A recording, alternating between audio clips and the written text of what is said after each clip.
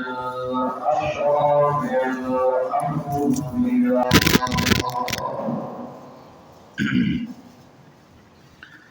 سيد الأشراف الأنبياء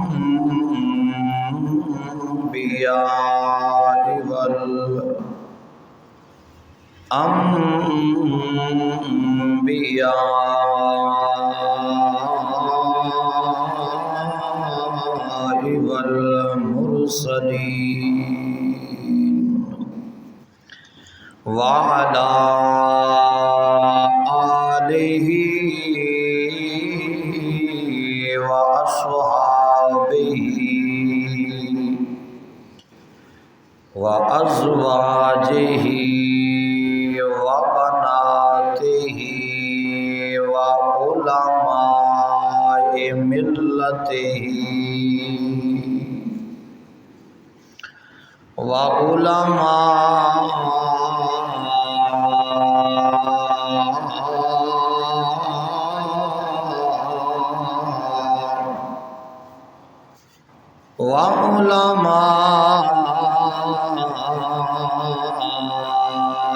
ملته خصوصا أهل سنته أجمعين. أما بعد فأعوذ بالله من الشيطان الرجيم. بسم الله الرحمن الرحيم.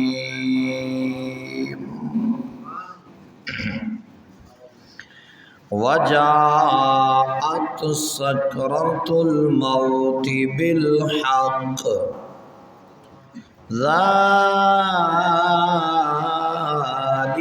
ما كنت منه تحيد. صدق الله العلي العظيم. وبلغنا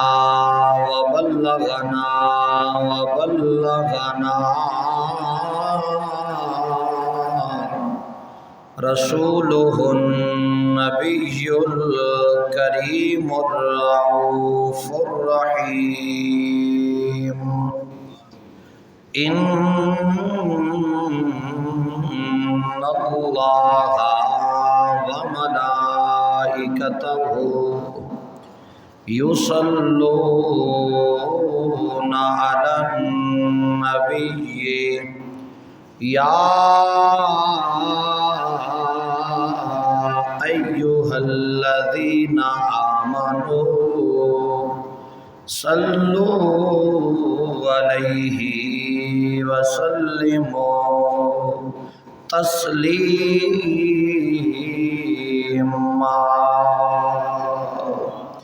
با آواز بلند پڑھیے اللہم صلی علی سیدنا و مولانا محمد وعلی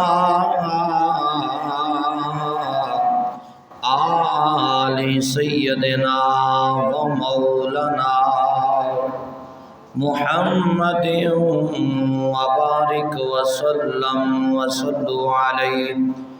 الصلاۃ والسلام علیک یا سیدی یا رسول اللہ. الصلاۃ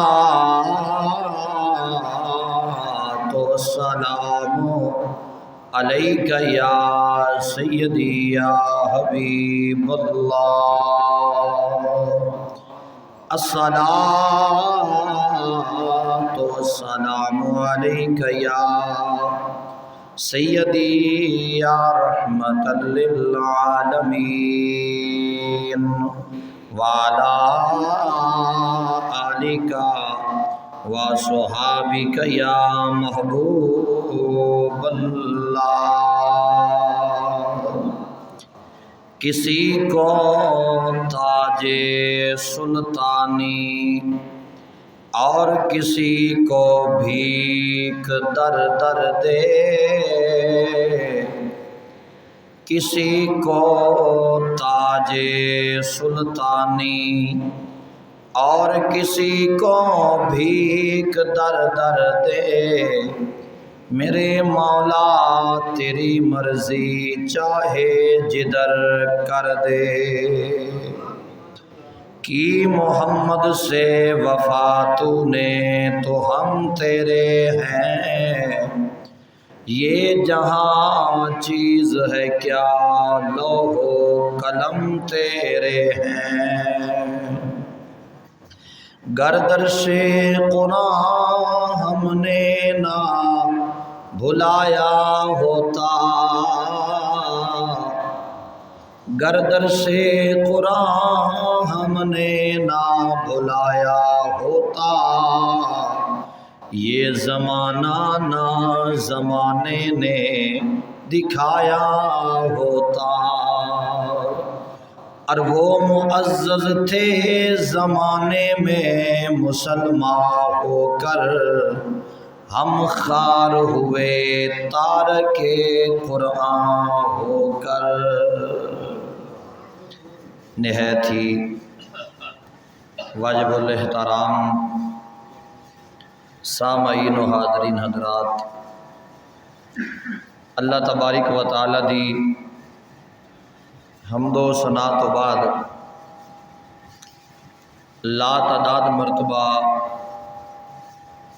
درود و سلام دا نذرانہ بارگاہ سید عالم نور مجسم شافی روز جزا مالک ارد و سرا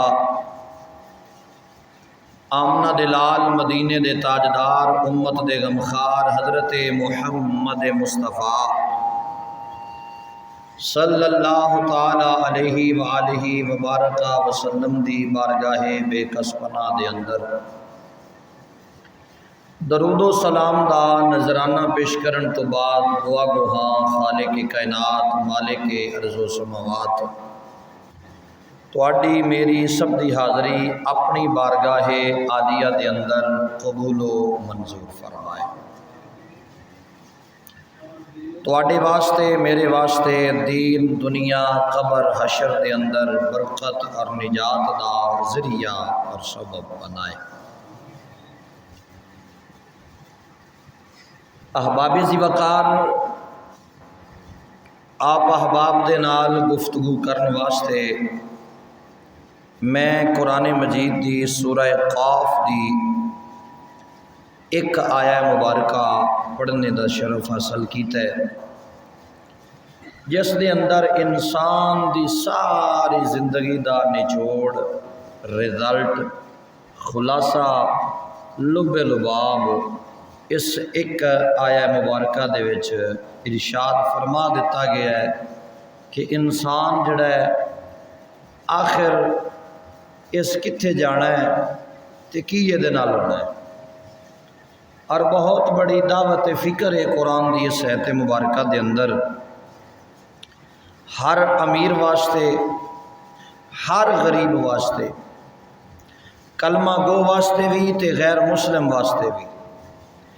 اگر اس قرآن دی آیت تے بندہ غور کرے، امید ہے وہ بندہ مرتد ہو کے نہیں مرے گا، کافر ہو کے نہیں مرے گا، منافق ہو کے نہیں مرے گا، بلکہ محمد عربی دا سچا غلام ہو کے اس دنیا تو جائے گا۔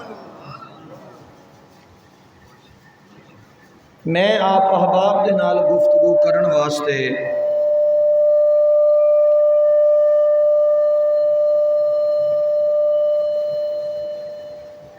قرآن مجید فرقان حمید دی ایک آیہ مبارکہ تلاوت کرن دا شرف حاصل کیتا ہے۔ اللہ ارشاد فرماؤں ہے وَجَاءَتْ سَكْرَةُ الْمَوْتِ، بہت ہی غور طلب بات ہے۔ ربیع النور شریف دا مہینہ برکتاں تے رحمتاں تے رفعتاں تے بلندیاں والا مہینہ۔ اس مہینے دی 12 تاریخ نو کائنات دے وچ کائنات دا وارث آیا، اور اس کائنات دے وارث نے سانوں ایک پیغام دیتا ہے، حکم دیتا ہے۔ تساں کس مقصد واسطے آئے ہو، تواڈے آن دا مقصد کی ہے؟ اساں سمجھنے ہاں کہ ساڈے آن دا مقصد ہے بس کھا پی لو، سو لو، چوکاں وچ بہ لو، بازاراں وچ بہ لو، کاروبار کر لو، کوٹھیاں بنا لو، کاراں بنا لو، بنگلے بنا لو، دشمنیاں پال لو، کسے نو قتل کرو، کسے نو جناب لت بن دیو، کسے دی باں بن دیو، کسے دی زبان کٹ دیو، اپنا روب تے اپنا دبدبا جما لو، بس ساڈے ذہن چے وے کہ ساڈے آن دا مقصد ہے وے۔ لیکن قرآن نے بیان کیتا ہے یہ تہاڈا مقصد نہیں، تہاڈے آن دا مقصد بہت بڑا عظیم مقصد ہے۔ جے اگر قرآن پڑھیے، مالک توفیق دے وے قرآن پڑھن دی، تے قرآن ارشاد فرماوندا ہے تانوں اللہ تعالیٰ نے اپنی عبادت واسطے پیدا فرمایا ہے۔ انسان نو اللہ نے اپنی عبادت واسطے پیدا فرمایا۔ انسان دی تخلیق دا مقصد اللہ تعالیٰ دی اطاعت، اللہ تعالیٰ دی تابعداری، اللہ تعالیٰ دی فرما برداری ہے۔ اللہ تعالیٰ دے احکامات دے اتے عمل کرنا انسان دی تخلیق دا مقصد ہی ہے۔ اللہ ارشاد فرما رہے ہے جی اگر تساں دے اتے نہیں بھی عمل کرو گے تو وقت پھر بھی گزر جانا، چونکہ میں تانوں ہمیشہ واسطے دنیا چ نہیں گلیا، اے تہاڈا ہمیشہ دی جگہ نہیں۔ مت تواڈے ذہن وچ خیال ہوے کہ اسا دنیا تے آ گئے ہاں، نہ ساڈے تے بڑھاپا آوے گا، نہ ساڈے تے موت آوے گی، تے نہ اسا قبر وچ جانا ہے۔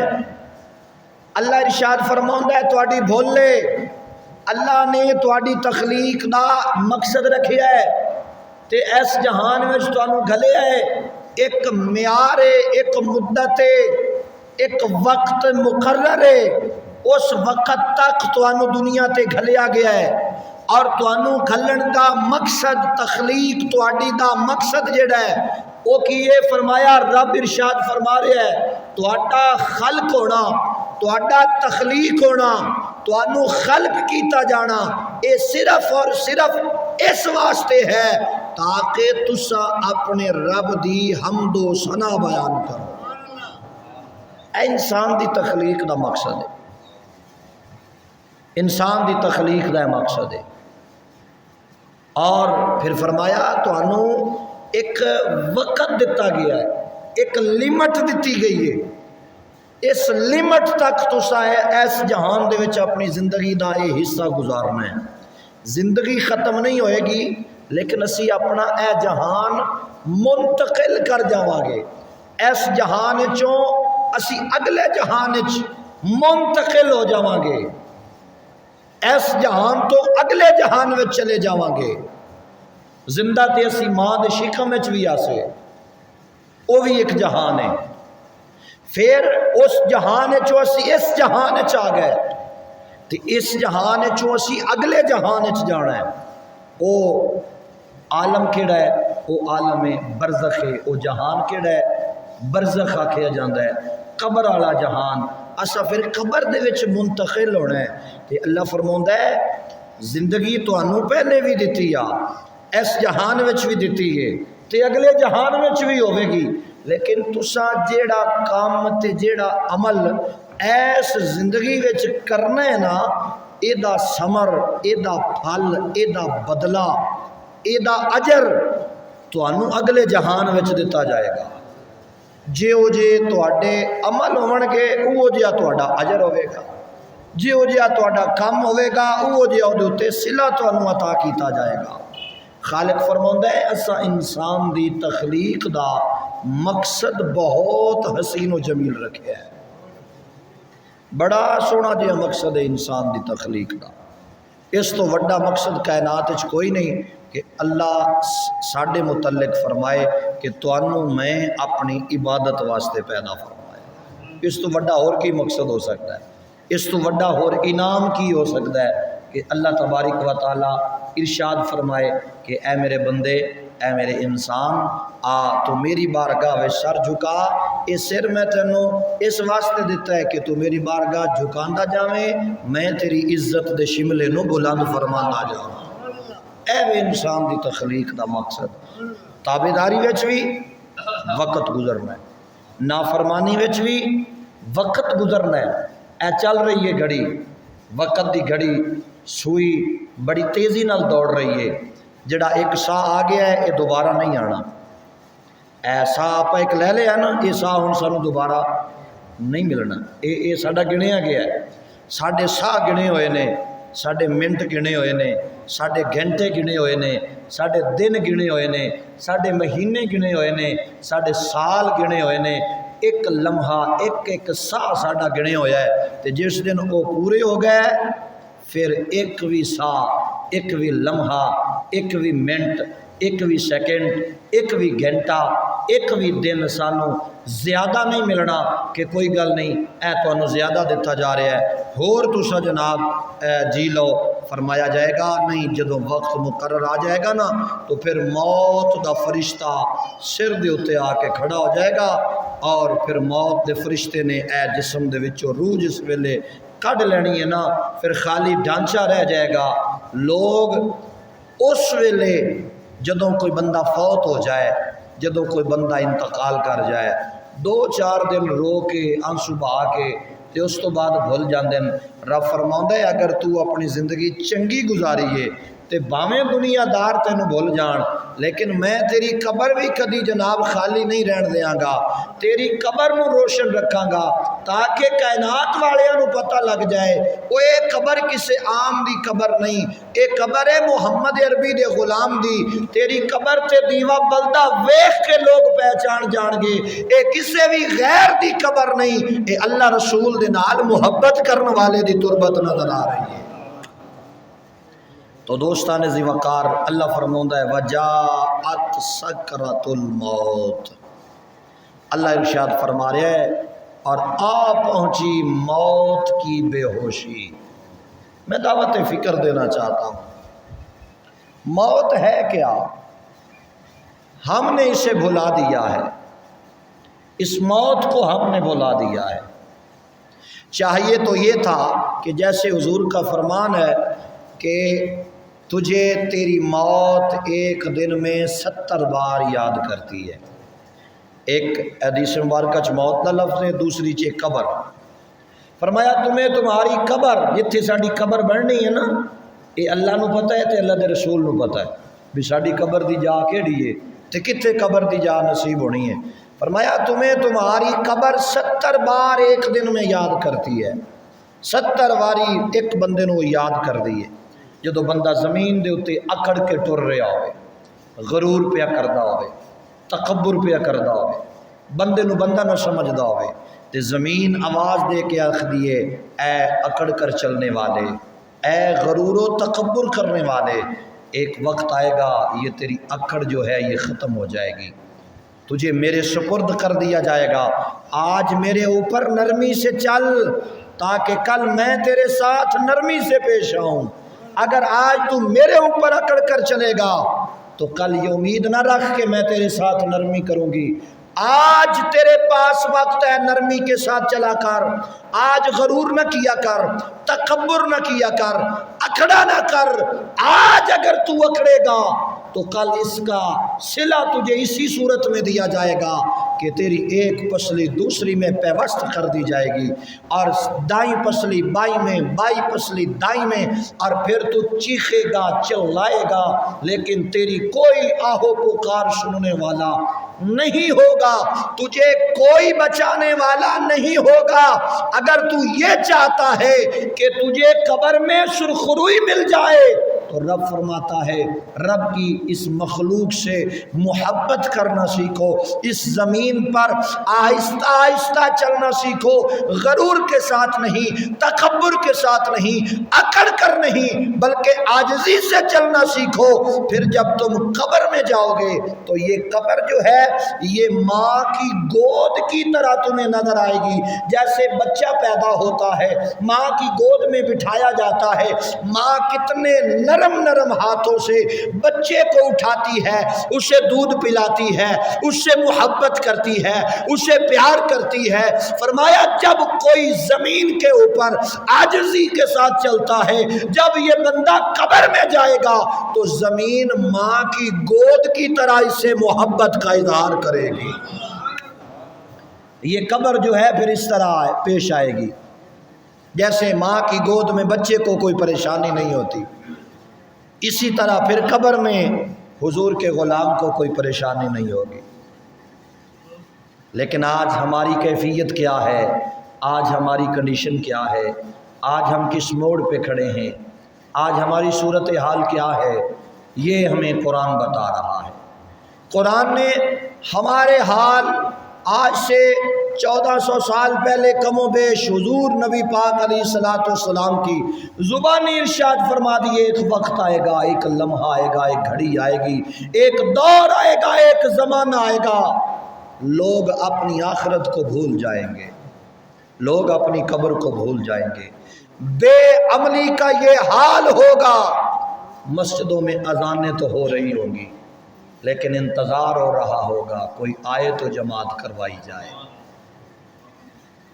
कोई आए तो जमात करवाई जाए। मस्जिदें पुकार पुकार कर कह रही होंगी, अरे मेरे करीब से गुजरने वालों, नमाज का टाइम हो गया है, मुझे आबाद करो ताकि तुम्हारे घरों को आबाद कर दिया जाए, मुझे आबाद करो ताकि तुम्हें आबाद कर दिया जाए, मेरी रौनक को दुबाला करो ताकि तुम्हारे दिलों की रौनक को उजागर कर दिया जाए। एक वक्त आएगा, दौर आएगा, मस्जिदें खाली हो चुकी होंगी, बाजार आबाद हो चुके होंगे, बाजारों में रौनक होगी, बाजारों में हुजूम होगा, लेकिन मस्जिदें फरमाया खाली हो चुकी होंगी। इंसान इतना गाफिल हो जाएगा, गफलत का ये आलम होगा, घर में बैठा है, अजान हो चुकी, ये ज़हन में ये सवाल पैदा कर रहा है, कोई बात नहीं, अगली अजान होगी तो चला जाऊंगा। लेकिन आवाज़ देने वाला पुकार पुकार कर उसे कह रहा है, इतना गाफिल ना हो कि तुझे अगली नमाज का वक्त ही ना मिले और तू लुक़मा अजल बन जाए। तुझे क्या खबर कि तू अगली नमाज के वक्त तक जी सकेगा या नहीं। अल्लाह इरशाद फरमाता है, ये मौत एक ऐसा राज है जिसका मैंने बंदे को नहीं बताया कि तुझ पर मौत कब आएगी। इसीलिए हुजूर ने इरशाद फरमाया कि अपने हर सांस को आखिरी सांस समझ कर लिया करो। ये जो सांस आ रहा है ना, फरमाया इसे आखिरी समझ कर लिया करो। इस पर हदीस मुबारका भी मौजूद है। नबी पाक अलैहिस्सलाम के सहाबा हुजूर की बारगाह में हाज़िर खिदमत है। आमना के लाल, मदीने के ताजदार, उम्मत के गमखार हुजूर अहमद मुज्तबा हज़रत मोहम्मद मुस्तफ़ा सल्लल्लाहु ताला अलैहि वसल्लम ने इरशाद फरमाया, सहाबा ये बताओ आपको अपनी ज़िंदगी पर कितना भरोसा है, इतबार कितना है कि आपकी ज़िंदगी बकिया कितनी को हो सकती है। हज़रत अबू बकर सिद्दीक़ रज़ी अल्लाह ताला अन्हु, आपने अर्ज़ की, या सय्यदी या रसूल अल्लाह फ़िदा कौमी वाबी, या रसूल अल्लाह हमारी माँ और हमारा बाप आपके कदमों पर कुर्बान। नमाज फ़जर अदा कर ली है, नमाज ज़ोहर का पता नहीं मालिक अदा करने देगा या इससे पहले मुझे अपनी बारगाह में वापस बुला लेगा। जनाब रसूल पाक ने सैयदना फ़ारूक़ आज़म की तरफ रुख़ अनवर किया और फरमाया, उमर आप बताएं आपको अपनी ज़िंदगी पर कितना भरोसा है, कितना इतबार है। अर्ज़ की, या सैयदी या रसूल अल्लाह नमाज ज़ोहर को अदा कर लिया है, नमाज असर अदा होगी या इससे पहले मुझे मेरा मालिक बुला लेगा, ये मेरा मालिक जानता है। सैयदना उस्मान गनी की तरफ रुखे अनवर करते हुए हुजूर ने फरमाया, ऐ उस्मान आप बताओ आपको अपनी ज़िंदगी पर कितना इतबार है, कितना भरोसा है। आपने ये मेरी बात बड़ी गौर से सुननी है, मैं दावत फ़िक्र दे रहा हूँ। سیدنا عثمان غنی پاک سے پوچھا گیا، ورد کی یا سیدی یا رسول اللہ، نماز عصر ادا کی ہے، نماز مغرب کا پتہ نہیں مالک ادا کرنے دے گا یا اس سے پہلے موت کا فرشتہ آ جائے۔ سیدنا علی المرتضیٰ کی طرف رخ زیبا فرماتے ہوئے حضور امام الانبیاء نے فرمایا، علی آپ بتاؤ۔ عرض کی یا سیدی یا رسول اللہ، نماز مغرب ادا کر لی ہے، عشاء کی نماز کا پتہ نہیں وہ ادا کرنے دے گا یا اس سے پہلے اپنی بارگاہ میں بلا لے گا۔ تو امام الانبیاء حضرت محمد مصطفیٰ صلی اللہ تعالی علیہ وآلہ وسلم نے ارشاد فرمایا، اے صحابہ تمہیں اپنی زندگی پر اتنا بھروسہ ہے، اتنا اعتبار ہے، اتنا یقین رکھتے ہو اپنی زندگی پر؟ یا سیدی یا رسول اللہ آپ وضاحت فرمائیں، آپ ارشاد فرمائیں۔ آمنہ کے لال مدینے کے تاجدار نے ارشاد فرمایا، جب بندہ نماز پڑھنے لگتا ہے، قیام کرتا ہے، رکوع کرتا ہے، سجدہ کرتا ہے، اتحیات میں بیٹھتا ہے، اور آخری رکعت ادا کرنے کے بعد جب وہ اتحیات میں بیٹھ جاتا ہے، اتحیات پڑھ لیتا ہے، پھر درود پڑھ لیتا ہے، پھر دعا پڑھ لیتا ہے، ماں باپ کے حق میں بھی یہ دعا ہے، مومنوں کے حق میں بھی دعا ہے، اور یہ دعا بڑی کامل دعا ہے، یہ مانگنی چاہیے۔ رب اجعلنی مقیم الصلاۃ ومن ذریتی ربنا وتقبل دعا ربنا اغفر لی ولوالدی وللمؤمنین یوم یقوم الحساب۔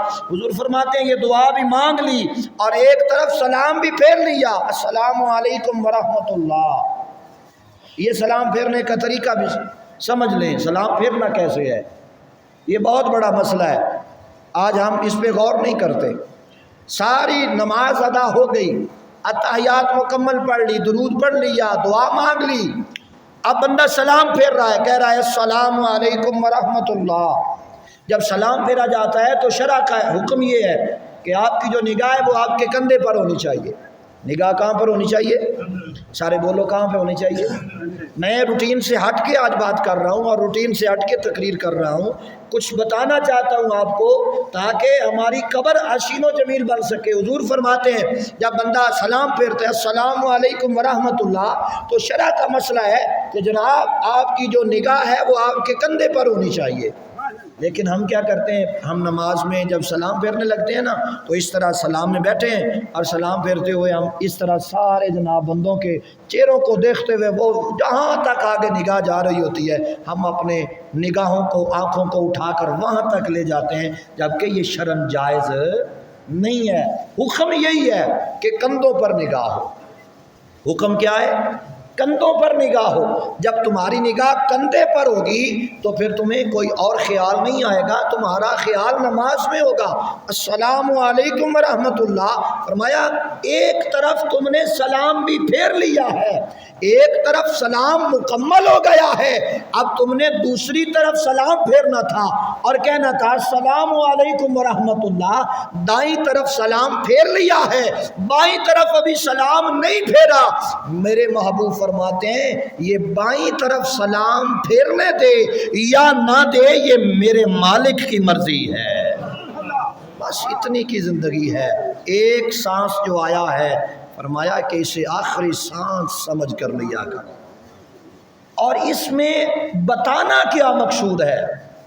اگر ہر بندہ اپنے سانس کو آخری سانس سمجھ کر لے، وہ کسی سے زیادتی کرے گا؟ بولیے گا ذرا، وہ زیادتی نہیں کرے گا۔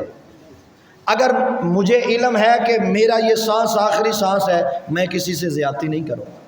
آپ کو معلوم ہو کہ یہ میرا آخری سانس ہے، آپ کسی سے زیادتی نہیں کریں گے، آپ کو تو اپنی پڑی ہوگی، آپ تو اپنی قبر کی سوچ رہے ہوں گے، آخرت کی سوچ رہے ہوں گے، آپ کو کسی سے لڑائی جھگڑے کی فرصت ہی نہیں ملے گی۔ آج ہماری لڑائی اور جھگڑا فساد کی جڑ یہ چیز ہے کہ ہم نے اپنی موت کو بھلا دیا ہے۔ یہ ہر بندے کے لیے ہے، یہ وہ چاہے مفسر ہو، وہ چاہے مولوی ہو، وہ چاہے عالم ہو، وہ چاہے مقتدی ہو، وہ چاہے امام ہو، وہ غریب ہو، وہ امیر ہو، وہ عربی ہو، وہ اجمی ہو، وہ گورا ہو، وہ کالا ہو، وہ پاکستانی ہو یا کسی دوسرے ملک کا رہنے والا ہو، ہر بندے کے لیے جو بندہ یہ بات ذہن میں رکھتا ہے نا، وہ کبھی لڑائی جھگڑا کے قریب نہیں جاتا۔ ہمارے پاس تو جناب یہ صورتحال ہے کہ ہم یہ سمجھتے ہیں کہ ہم نے تو کبھی مرنا ہی نہیں ہے، لیکن قرآن کہتا ہے وَجَاءَتْ سَكْرَةُ الْمَوْتِ بِالْحَقِّ، اور آ پہنچی موت کی بے ہوشی، سچی مچی وہ موت آ گئی، سچ میں وہ موت آ گئی جس کے بعد بندے کا جسم جو ہے یہ ایک ایک جسم کا حصہ جو ہے وہ ٹوٹ جاتا ہے۔ جب کوئی بندہ ہاتھ لگاتا ہے تو اسے اتنی درد ہوتی ہے، اتنی تکلیف ہوتی ہے، حضور فرماتے ہیں اگر اس کی وہ درد تکلیف کی چیخ کی آواز تمہیں سنائی دے دے تو حضور فرماتے ہیں تمہارے کانوں سے پیپ جاری ہو جائے، خون جاری ہو جائے، یہ موت کی سختی ہے۔ فرمایا تم ہاتھ لگاتے ہو تو وہ بندہ تڑپتا ہے، لیکن یہ امر ربی ہے کہ تمہیں اس کی آواز سنائی نہیں دیتی، اگر تمہیں سنائی دے دے تو فرمایا تم جیتے جی مر جاؤ۔ تو محترم حضرات، رب فرماتا ہے کہ یہ موت کیا ہے؟ فرمایا یہ ایک ایسی حقیقت ہے جس سے چھٹکارا حاصل کرنا ناممکن ہے، اس سے چھٹکارا نہیں حاصل کیا جا سکتا۔ اور حضور نبی پاک علیہ الصلاۃ والسلام کے غلاموں، رب العالمین خالق کائنات ارشاد فرماتا ہے وَنُفِخَ فِي الصُّورِ، اور فرمایا پھر جب تمہیں قبروں میں داخل کر دیا جائے گا پھر سور پھونکا جائے گا۔ یہ کیا ہے؟ فرمایا یہ ایک ایسی چیز ہے کہ یہ آواز سن کر تمام قبریں کھل جائیں گی اور قبروں سے تمہیں زندہ کر کے اٹھا کر کھڑا کر دیا جائے گا، قبروں سے تمہیں زندہ کر کے اٹھا کر کھڑا کر دیا جائے گا۔ پھر آگے کیا ہوگا؟ رب العالمین خالق کائنات ارشاد فرماتا ہے ذالک یوم الوعید، اور یہی وعید کا دن ہوگا۔ اور پھر ساتھ ہی آگے ارشاد فرمایا کہ تمہیں ہانک کر فرشتے میری جناب میں پیش کریں گے، دو فرشتے ہوں گے بندوں کے ہمراہ، ہر بندے کے ساتھ، جو ہانک کر لا رہے ہوں گے۔ اور کیفیت کیا ہوگی؟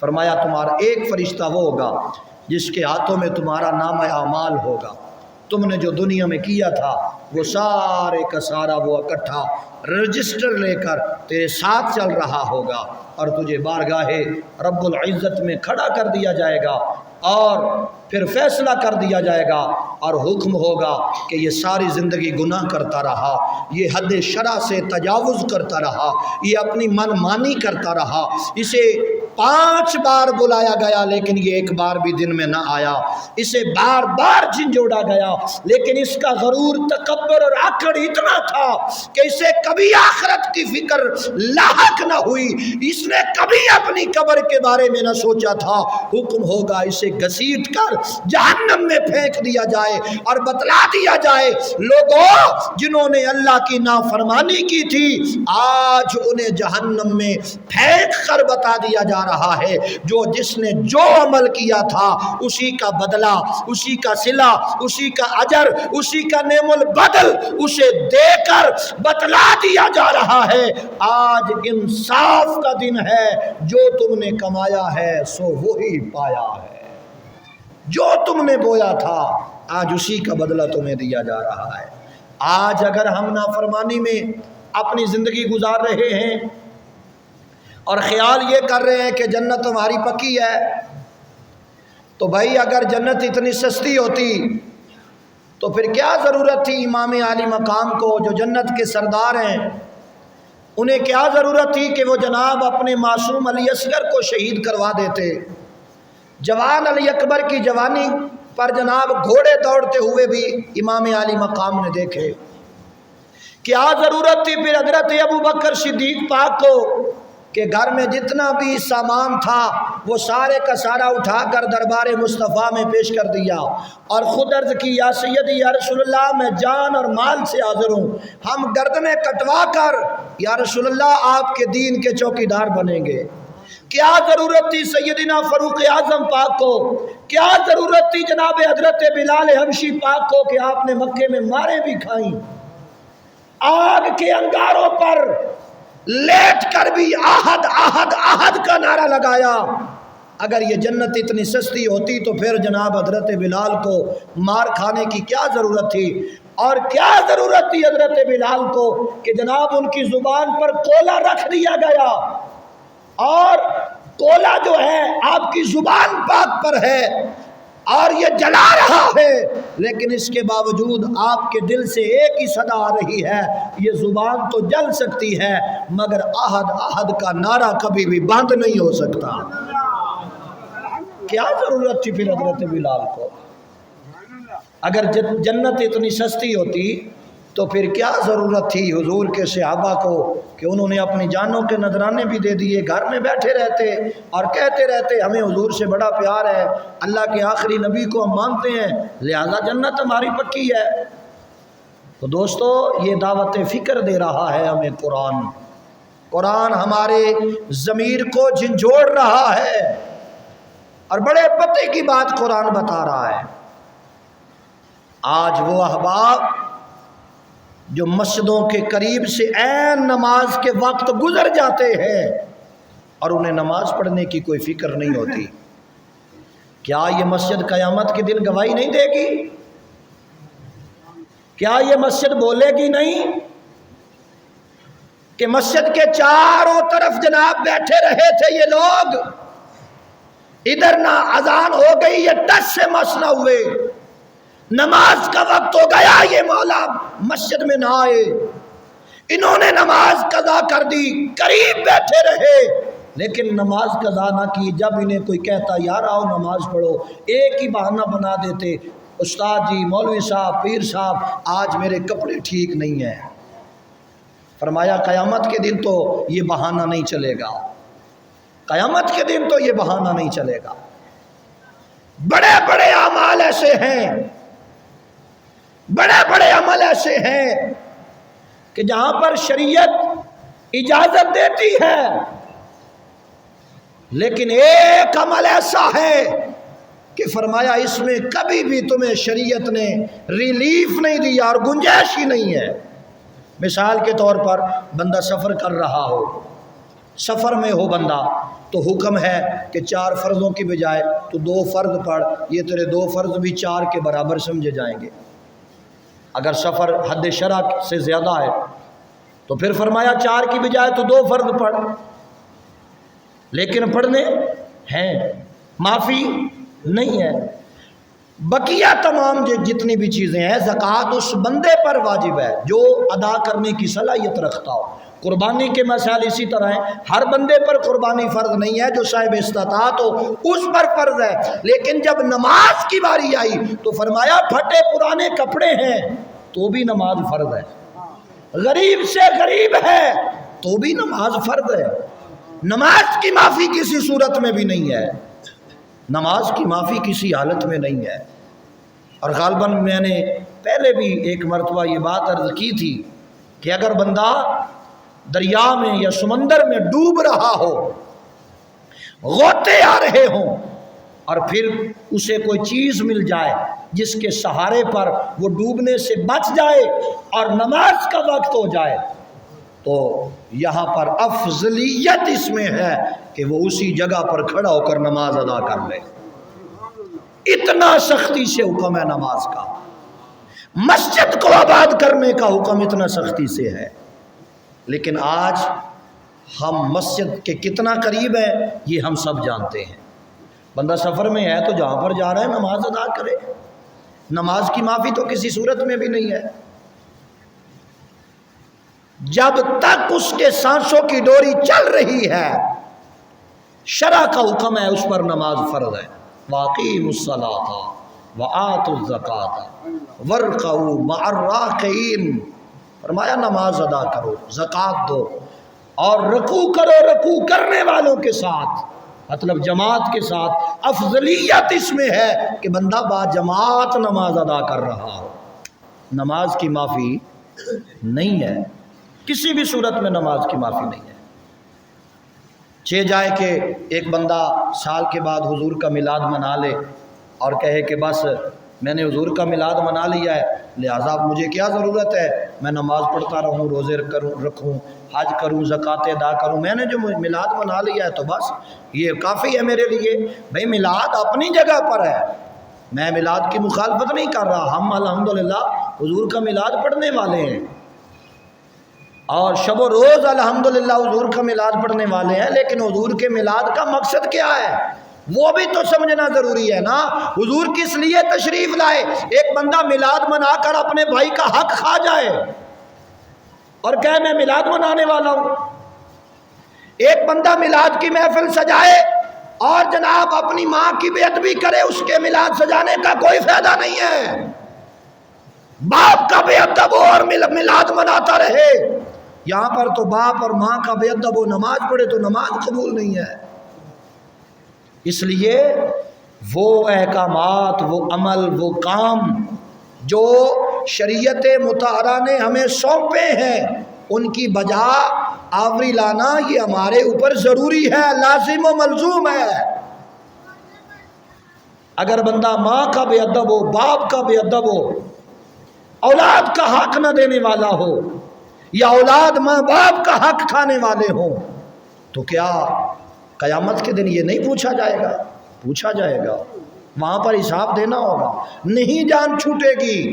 حقوق العباد اس وقت تک ادا نہیں ہوں گے جب تک حقوق لینے والا معاف نہیں کرے گا، اور قیامت کو کون ہے جو معاف کرے گا؟ وہاں پر تو ایک ایک نیکی کو لوگ ترس رہے ہوں گے، ایک ایک نیکی کے لیے لوگ ترسیں گے، کوئی معافی نہیں دے گا۔ اور شرع کا حکم ہے کہ قیامت کے دن جس کا تو نے حق کھایا ہوا ہے نا، اگر تو نے اپنی زندگی میں اس کا حق نہیں دیا تو قیامت کے دن تیری نیکیاں اسے دے دی جائیں گی۔ اگر تیری نیکیاں کم پڑ گئیں اور اس کا اجر، اس کا حق زیادہ تھا، تیری نیکیاں کم ہو گئیں تو فرمایا اس کے گناہ اٹھا کر تیرے گناہوں میں شامل کر دیے جائیں گے، گناہ اس نے کیے بھگتنا تجھے پڑے گا۔ اسی طرح کچھ شریعت کے حقوق ہیں، جیسے بندوں کے حقوق ہیں، ماں کے حقوق ہیں، باپ کے حقوق ہیں، اسی طرح شریعت کے بھی حقوق ہیں۔ کیا حقوق ہیں؟ شریعت کے حقوق کیا ہیں؟ یہ بات بڑی قابل غور ہے۔ شریعت مطہرہ پر عمل کرنا، جب اذان ہوتی ہے نماز ادا کرنا، یہ شرع کا حکم ہے اور حق ہے یہ شریعت کا کہ ہم اس پہ عمل کریں اور عمل کرنے والے بن جائیں۔ اگر ہم نماز نہیں پڑھتے تو قیامت کے دن ہم سے یہ پوچھا جائے گا، اس کا ہمیں حساب دینا پڑے گا۔ اور بڑے ادب کے ساتھ میں بطور اصلاح عرض کروں گا، کوئی بندہ اس کو تنقید کی نگاہ سے نہ دیکھے، کوئی بندہ تنقید کی نگاہ سے نہ دیکھے، میرے سامنے قرآن موجود ہے، میں بطور اصلاح یہ بات عرض کرنے لگا ہوں۔ آج جو بندہ نبی پاک علیہ الصلوۃ والسلام کی سنت کو کٹوا کر گندی نالیوں میں پھینکواتا ہے، قیامت کے دن زہرا کا بابا اس بندے پر راضی ہوگا؟ یہ مجھے آپ نے جواب دینا ہے۔ میرا سوال ہے یہ آپ سے، آج ہم نے شریعت مطہرہ کے مطابق داڑھی نہیں رکھی،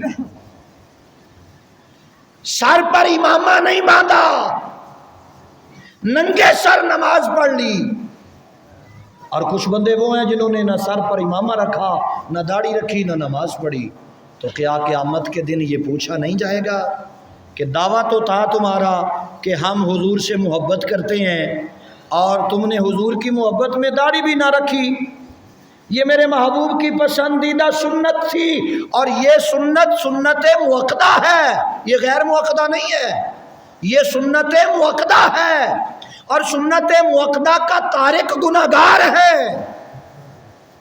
یہ مسئلہ ہے جناب.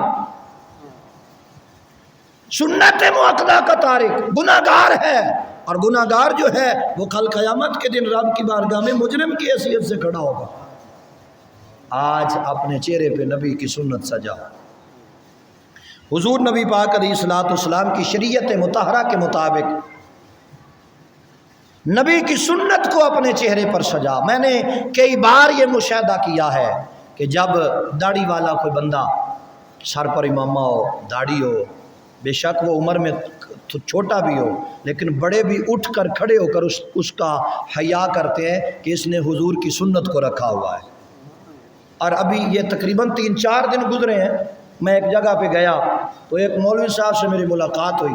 تو میں نے کہا یار آپ اتنے بڑے خطیب ہو تو سر پر امامہ باندھ کر آپ واز کیا کرو، نماز پڑھایا کرو، ٹوپی کے ساتھ نماز نہ پڑھاؤ. یہ میں ممبر پر بیٹھا ہوں. میں نے کہا آپ سر پر امامہ باندھا کرو، اس کی بڑی برکت ہے، اس کی بڑی رونق ہے. تو اس عالم صاحب نے اسی وقت دستار منگوائی. کہا جی میں نے تو کبھی باندھی نہیں ہے، آپ مجھے باندھ دیں.